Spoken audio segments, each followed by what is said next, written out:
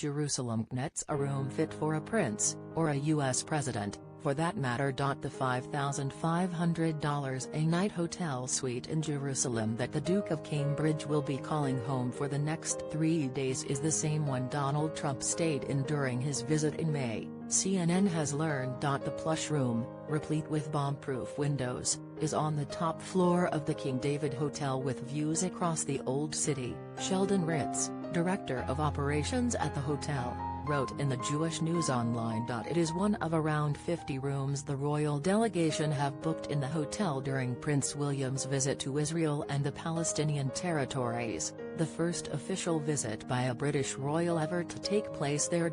In comparison, Trump's team booked 1,100 rooms during his visit to Jerusalem in May, including all 230 rooms at the King David, along with rooms at another 19 surrounding hotels. According to Ritz. Security will be tight during William's visit, with everyone entering the hotel being screened, and all journalists relegated to the nearby sister hotel the Dan Panorama, Ritz added. The hotel director told CNN that William will be staying in a suite usually costing $5,500 for regular guests, but offered at a discounted price for diplomatic visitors. CNN has also learned from a source close to the royal that it is the exact same suite occupied by Trump during his official tour earlier this year. Every effort has been made to accommodate the prince's tastes, with tea and silver tea strainers specially flown in from Britain.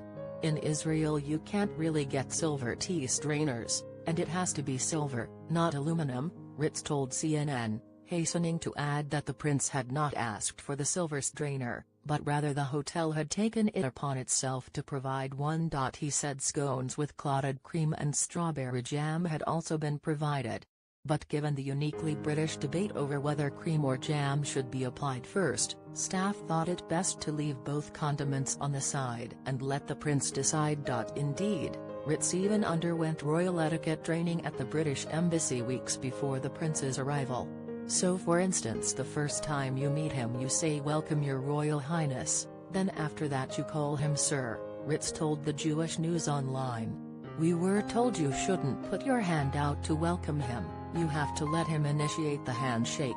Since it was opened in the 1930s, the hotel has hosted many famous guests, including previous U.S. President Barack Obama, Russian President Vladimir Putin, German Chancellor Angela Merkel, and Prince William's father Prince Charles twice, though not on an official tour. In 1946, the hotel, which housed officials from the British Mandate, at that time the ruling power in pre-1948 Palestine, was also bombed by Zionist militias, killing 91 people.